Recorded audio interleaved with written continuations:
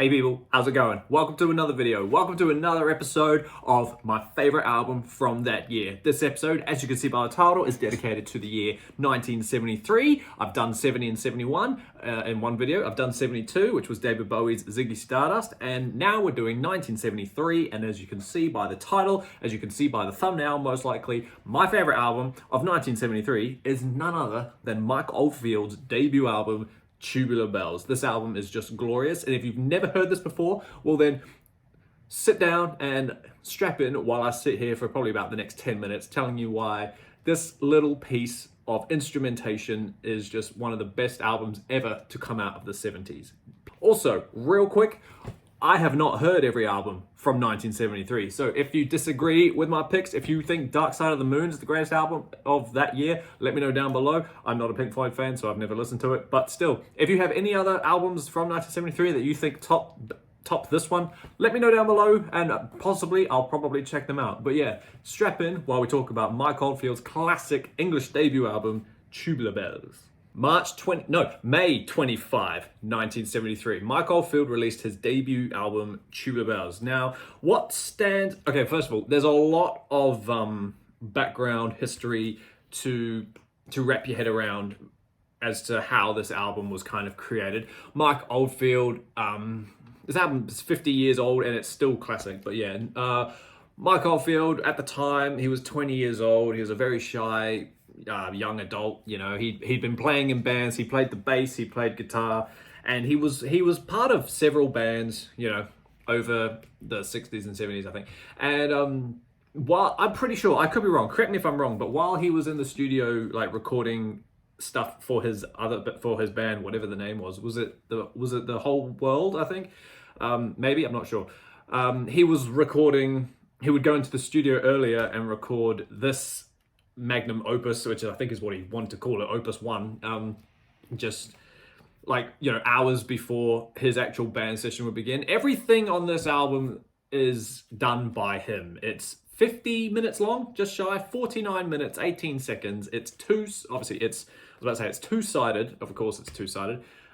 It's two songs. Side one coming in at, how long is side one? Side one's like 26 minutes, and then I think side two is also like another 24, 25 minutes. They're just called Tubular Bells Part 1, Tubular Bells Part 2. But yeah, it's a solo project, so it's not a band. Everything is done by him, and it's just glorious, I think. If you're unfamiliar with it, but you're familiar with the film The Exorcist, this is the Exorcist theme, you could say, at least the first chunk of this big massive piece is The Exorcist, that 15/8 little haunting melody figure thing that was used in The Exorcist. Originally, this album came out on Richard Branson's label Virgin. This is the first album to come out on Virgin Records, by the way. Very, very cool. They were both upcoming, you know, Richard Branson being an upcoming record label man, Mike Oldfield becoming a up-and-coming musician. You know, it was two very, very early unheard of people. And so yeah, so when this album came out, the sales for it didn't exactly do very well. But then this album came out in May. The Exorcist came out on Boxing Day of the same year. And that helped it become like it sold heaps in 1974. But anyway, aside from that, it's a piece of English literature. It's a piece of English history now. But yeah, it's a fantastic album. So I'm about to break down side one, and I'm going to break down side two as well, to a degree. And yeah, let's see if we can remember all the parts that bring up this amazing piece of music.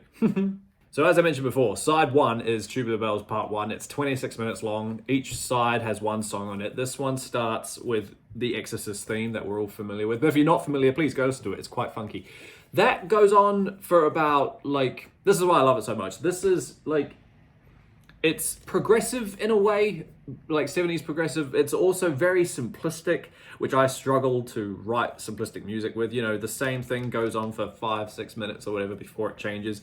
It's just awesome. That Exorcist figure, we'll call it, goes on for so long before it gets changed, and then it goes all, it's so funky. It's broken up into parts, but like they're not listed as parts, so you kind of just have to like go about it being like, okay, so that part comes first, and then the next part is where it gets like all clean and funky, like all clean picked and all that jazz. Be like, you know, the bass on this thing is insane. Mike Oldfield being the bass player that he was, he always had a knack of like making sure the bass playing in this album or on his stuff, you know, was much more intricate than root fifth octave type stuff.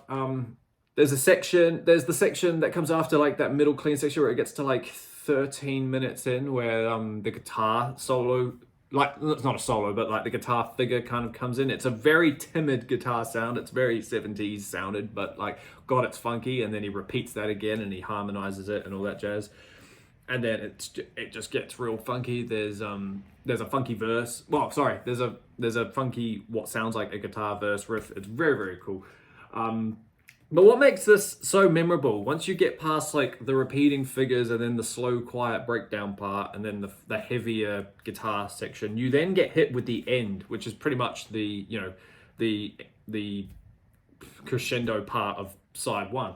You get the same figure repeated, just a little, you have the bass playing this bass riff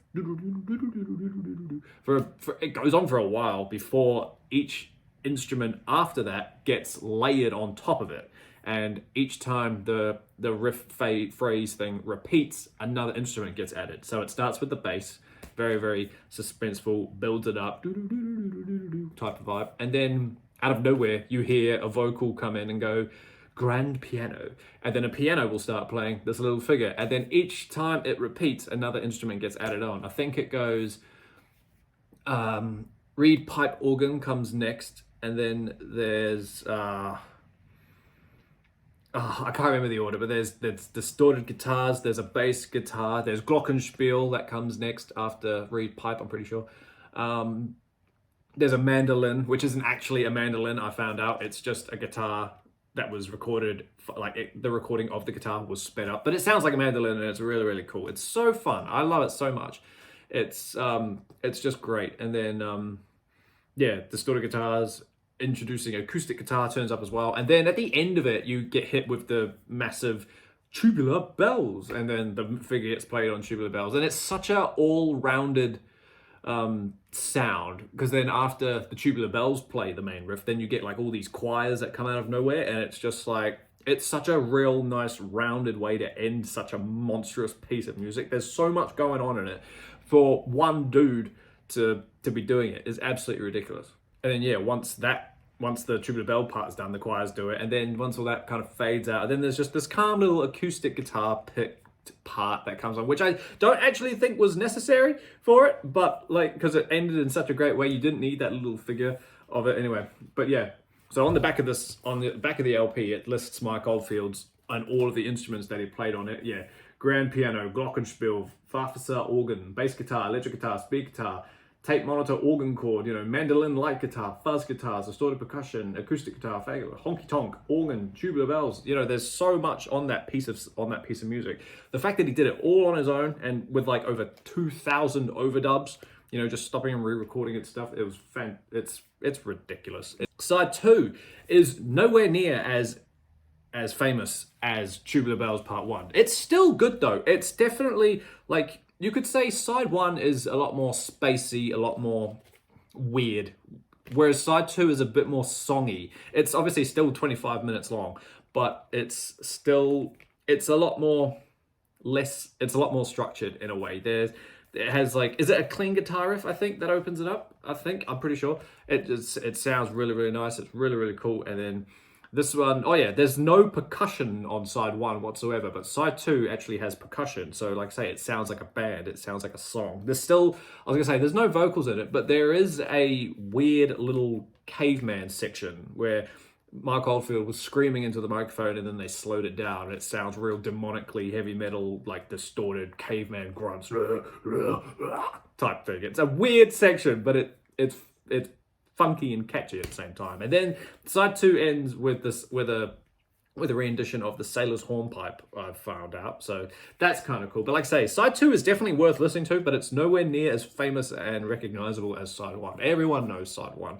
But if you've only listened to side 1, I would highly recommend you go listen to side 2. But yeah, that is my little really quick ramble about my favorite album from 1973. Tubular Bells is just one of the more I wish I was around when it came out, because to hear something of this magnitude to be done by one person was just like, holy damn. I would have, I was inspired by Varg Vikernes to make my one man album. But if I heard this, oh God, it would have been a whole new world.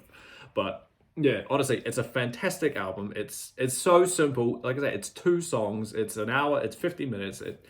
It's nice to just have on in the background and just kind of drift off into dreamland while it's on. Do you know what I mean? It's such a cool album. Mike Oldfield, Tubular Bells, easily my favorite album from 1973. Fantastic team. Thank you so much for hanging out with me while we sit here and I ramble a bit about Mike Oldfield's fantastic Tubular Bells. If you want more in-depth breakdowns of the parts and of these songs, please go watch someone else, because I just haven't prepared to do that. I just wanted to get this one done quickly because I just wanted to talk about it, get it out of the way. Tubular Bells is a fantastic record and I highly recommend. But remember what I said at the start, I haven't heard every album from 1973.